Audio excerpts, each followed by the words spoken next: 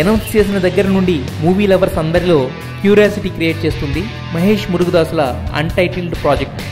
పోకిరి తర్వాత మహేష్ మళ్ళీ ఆ రేంజ్లో ఫైట్స్ తిరగదీసి మాస్ అభిమానులు ఉర్ర తొలగించిన సినిమా ఏదీ రాలేదు.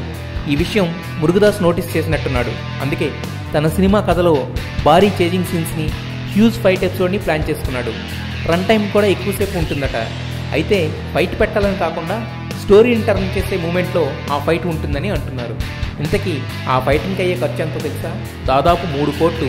Chasing, fighting, quality visual effects, ఈ కాంబోకి ఆ మాత్రం ఖర్చు అవ్వడం కామన్. పైగా మురుగుదాస్ ఎక్కడా వేస్ట్ ఖర్చులు పెట్టడు.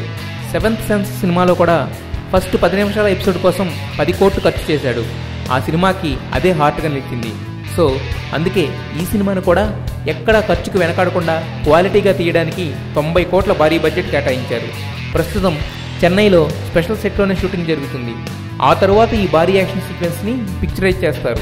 మురుగుదాస్ ఈ సినిమాతో ఆడియన్స్కి ఫుల్ మీల్స్ పెట్టాలని ఫిక్స్ అయినట్టున్నాడు. జెమినీ సినిమాతో టాలీవుడ్లో ల్యాండ్ అయిన నమిత వరుసగా ఫ్లాప్స్ కొట్టి కోలీవుడ్కి షిఫ్ట్ అయింది. అయితే మందంగా ఉన్న హీరోయిన్స్ అందమంటే తమిళ తంబీలు ఫిదా అయిపోతారు.